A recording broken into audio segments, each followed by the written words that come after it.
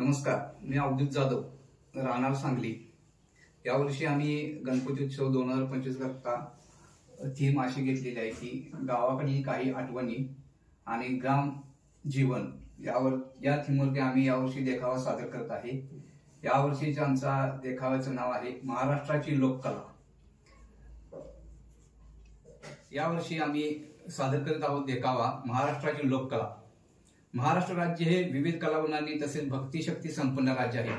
महाराष्ट्रात पूर्वीपासून काही लोककला परंपरा रूढी चालत आलेली आहेत। त्याच लोककला आज लुप्त नामशेष होत आहेत। त्यांना थोडासा उजाळा व आत्ताच्या पिढीला ही लोककला देखाव्याच्या माध्यमातून दाखवण्याचा हा छोटासा प्रयत्न।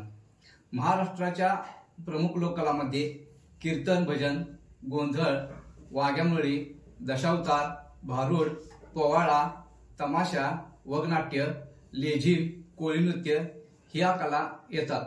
तसेच आता लोप पावत चाललेल्या छोट्या कलाकारांना कुठेतरी वाव मिळाला पाहिजे हे उद्दिष्ट डोळ्यासमोर ठेवून आणि त्यांच्या कलेचा सन्मान म्हणून यावर्षी आम्ही देखावा सादर करत आहोत।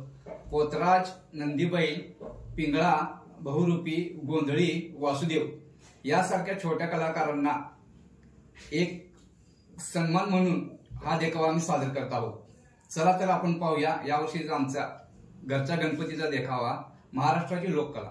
चला तर आपण यावर्षीचा देखावा पाहूया। मंगलमूर्ती मोरया। सर्वात प्रथम आमची ही गणेश मूर्ती शाडूची आहे। पर्यावरणपूरक असा आम्ही हा देखावा सादर केलेला आहे। घरातील सर्व लहानापासून थोरांपर्यंत या देखाव्यासाठी सर्वांनी कष्ट घेतलेले आहेत। या ज्या आपल्याला मूर्ती दिसत आहेत या मूर्त्या आपण माती आणि कापड आणि तारा यापासून तयार केलेल्या आहेत। सर्व मूर्त्या, सर्व देखावा हा हलता असून यांत्रिक साह्याने हा हलवण्याचा आम्ही प्रयत्न केला आहे। या देखावामध्ये आम्ही आता यावर्षी दाखवले आहे।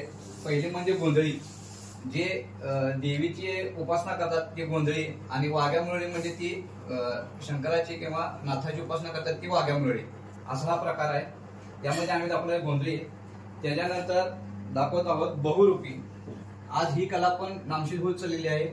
ही काही लोक आपल्या कला दाखवून लोकांचे मनोरंजन करून लहान मुलांचा विरंगुळा करण्याचे काम करतात। अलीकडच्या काळात ही लोक दिसण्यास झालेली आहेत। त्याच्यानंतर आपण पाहूया नंदीबैल। नंदीबैल गावामध्ये हळूहळू येतात, अलीकडच्या काळात दिसण्यास झाल्यात। काही बऱ्याच वर्षांनी किंवा दिवसांनी आपल्याला हे लोक येताना दिसतात। ग्रामीण भागामध्ये तसेच शहरी भागामध्ये हे फिरत असतात। हा आम्ही देखाव्याच्या माध्यमातून दाखवण्याचा प्रयत्न केला आहे।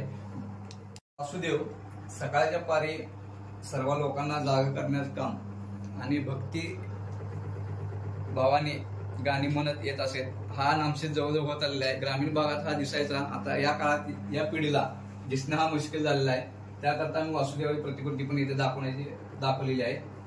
दाखवलेला आहे तो झाडाखाली आपलं पोवाडा सादर करताना दाखवले आहे। शाहीर आता आपल्याला कुठे ऑर्केस्ट्रा वगैरे या ठिकाणी पाहावयास मिळतो, हे आपलं नशीबच म्हणावं लागेल।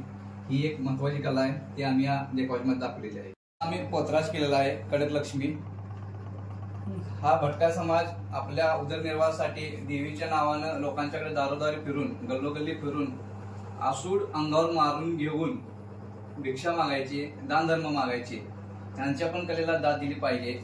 तसेच त्यांच्यावर त्यांची महिलाही देखील दाखवण्यात आलेली आहे। एक महिला पूजा करताना दाखवलेली आहे। हा लहानपणी आम्ही पाहिलेला सीन अलीकडे आता बघणं हा मुश्किल पिंगळा दाखवलेला आहे। हा समाज सकाळी पहाटे पहाटे भिक्षा मागण्यासाठी लोकांच्या दारादारी जायचा, लोकांना भविष्य सांगायचा। हा त्यांचा दैनंदिन उपक्रम असायचा।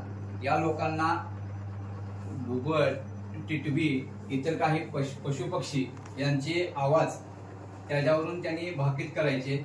त्यांना त्याचा अभ्यास होता पंचांगानुसार आणि त्यांच्या भाकतीनुसार हे लोक सकाळच्या पारी लोकांना भविष्य सांगण्याचं काम करायचे।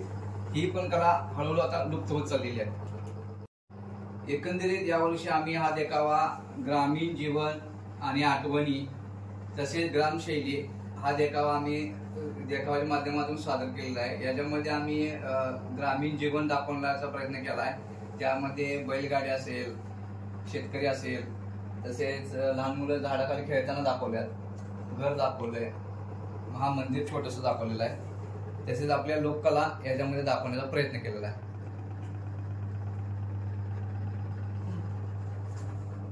धन्यवाद.